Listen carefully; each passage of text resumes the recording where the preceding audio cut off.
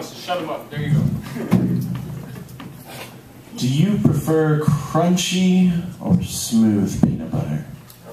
When it blizzards, do you build snowmen or snow forts to wage winter war? Are you a cat person, dog person, or just not really a pet person? There you go. What do you do? When do you do it? What places do you feel at home? Where do you find yourself feeling alone? What do you do with a heart of strings and sinews and crimson, left beating for fear of how silence sounds, and so a symphony? I want to know how it plays on a rainy day and if it echoes in the droplets. Have you ever become a song? And if so, who was singing along? Tell me what your name tasted like in your mother's mouth the day she first spoke it and realized it belonged to you and you belonged to her. Which books smell like home to you, and would you read them to me?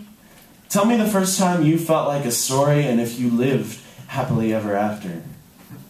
Are you like me?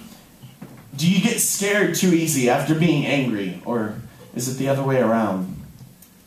Do you dare to speak new words just to see what types of sounds they'll make and hope they don't break what you've been hoping holds together? See, I want to know how falling feels and if it's close to flying. Are you afraid of the dark or just what you think you're going to find inside it? When you sleep, do you jump through liquid mirrors and breathe in imagination and keep dreaming long after you awake?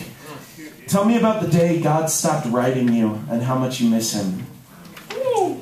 Have you ever waltzed with wind and hoped she'd sweep you off your feet? Tell me if you feel alone when you walk down a crowded street and see the faces of people you recognize but shouldn't, the hearts you could have held but wouldn't. I don't mean to pry, it's just, I don't want to die without really having known another soul.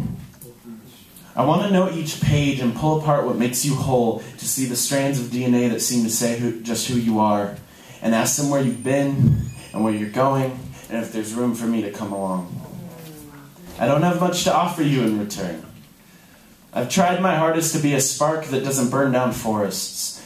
I've learned lessons they never taught in textbooks, but we both knew from our youth that grass and dirt were always better kissers than concrete. Now can you teach me how to hold hands with the stars and hear their heartbeat? Will you help me know the laughter in our arguments and the tears in your smile? Are you here to hold on to, or are you just staying for a while? Because that's okay too.